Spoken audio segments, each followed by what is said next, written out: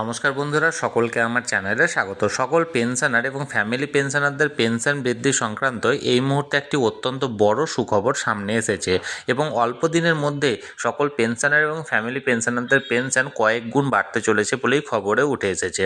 কী সেই সুখবর এবং সুখবরের ফলে কতটা পেনশন বাড়তে চলেছে সকল পেনশনারদের এবং কারা কারা লাভবান হতে চলেছেন, সকল কিছুই আজকের ভিডিওতে বিস্তারিতভাবে আলোচনা করব।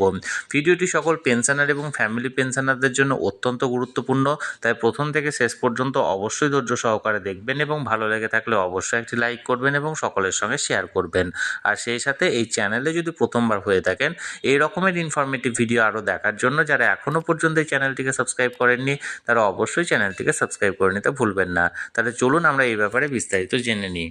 দেখুন, এটি একটি নামী সংবাদপত্রের প্রতিবেদনের অংশ। এখানে হেডলাইন্সটা দেওয়া হয়েছে, পিএফে বেতনের ঊর্ধ্বসীমা বাড়াতে পারে কেন্দ্রীয় সরকার। এবার চলুন আমরা মূল প্রতিবেদনে কি বলা হয়েছে সেটা দেখে নিই। দেখুন, জল্পনায় সত্যি হতে চলেছে, বাড়তে চলেছে ইপিএফে মাসিক বেতনের ঊর্ধ্বসীমা। আগামী 30শে নভেম্বর ইপিএফওর উচ্চ পরিষদের বৈঠক আছে। সেই বৈঠকে এই বিষয়ে সিদ্ধান্ত গৃহীত হওয়ার সম্ভাবনা। সেক্ষেত্রে দেশের সংগঠিত ক্ষেত্রের আরও বেশি সংখ্যক শ্রমিক কর্মচারী এই প্রকল্পের আওতায় চলে আসবেন। এছাড়াও সদস্যদের ন্যূনতম মাসিক পেনশন বৃদ্ধির প্রস্তাবও আলোচনা হতে পারে ইপিএফওর আগামী বৈঠকে।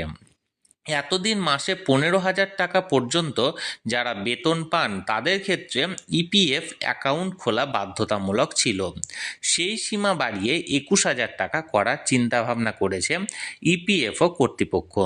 জানা গিয়েছে, আগামী 30শে নভেম্বর দিল্লিতে ওছি পরিষদের জরুরি বৈঠক ডাকা হয়েছে। সেই বৈঠকে ইপিএফে বেতনের ঊর্ধ্বসীমা বৃদ্ধি নিয়ে চূড়ান্ত সিদ্ধান্ত হতে পারে বলে আশা করা হচ্ছে। দুদিন আগে দিল্লিতে কর্মচারী ভবিষ্যৎ নিধি সংগঠন অর্থাৎ ইপিএফওর ওছি পরিষদের এক্সিকিউটিভ কমিটির গুরুত্বপূর্ণ বৈঠক হয়। ওই বৈঠকে বিষয়টি নিয়ে সুনির্দিষ্ট ইঙ্গিত মিলেছে বলে সরকারি সূত্রে খবর। যা বিশদে আলোচনা হবে ওছি পরিষদের আগামী বৈঠকে। বর্তমানে কোনো সংস্থায় কমপক্ষে 20 জন কর্মী থাকলে ইপিএফওর আওতায় থাকতে পারে। এছাড়া ইপিএফও সদস্যদের ন্যূনতম মাসিক পেনশন বৃদ্ধির দাবিও দীর্ঘদিনের। ওছি পরিষদের আগামী বৈঠকে সেই প্রসঙ্গ ওঠার প্রবল সম্ভাবনা রয়েছে। এই বিষয়ে ইপিএফওর ওছি পরিষদের সদস্য তথা শ্রমিক নেতা শিবপ্রসাদ তিওয়ারি বলেন, এক্সিকিউটিভ কমিটির বৈঠকে আমি ন্যূনতম মাসিক পেনশন বৃদ্ধির ইস্যুটি তুলেছিলাম। যুক্তি দিয়ে বুঝিয়েছি 1,000 টাকা থেকে বাড়িয়ে তা মাসে অন্তত 2,500 টাকা করা সম্ভব। কেন্দ্র বিষয়টি খতিয়ে দেখবে বলে আশ্বাসও দিয়েছে। আগামী বৈঠকে এই ব্যাপারে কোনো রূপরেখা পাওয়া যেতে পারে। তাহলে বন্ধুরা, যে সমস্ত ইপিএস 95 পেনশন হোল্ডাররা যারা আছেন, যারা বর্তমানে 1,000 টাকা করে যে পেনশনটা পাচ্ছেন, সেই পেনশনের ন্যূনতম পেনশনের পরিমাণটা 1,000 টাকা থেকে বাড়িয়ে 2,500 টাকা করার একটা দাবি আছে এবং এই নিয়ে আগামী 30শে নভেম্বর একটা বৈঠক বা জরুরি বৈঠক অনুষ্ঠিত হতে চলেছে। পেনশন বৃদ্ধির পাশাপাশি ইপিএস 95 পেনশন সংক্রান্ত বেশ কিছু রকমের সমস্যাও এই বৈঠকে তুলে ধরা হবে বলে জানিয়েছেন। তাহলে বন্ধুরা, ইপিএস 95 পেনশন বৃদ্ধি সংক্রান্ত যে খবরটি এই মুহূর্তে বেরিয়ে এসেছিল সেটি সরাসরি আমি আপনাদের সঙ্গে শেয়ার করলাম। এই নিয়ে যদি আপনারা কোনো প্রশ্ন থাকে অবশ্যই কমেন্ট করুন।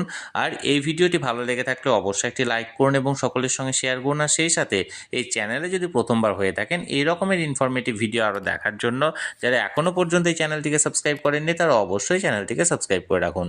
ধন্যবাদ, দেখা হচ্ছে পরের ভিডিওতে।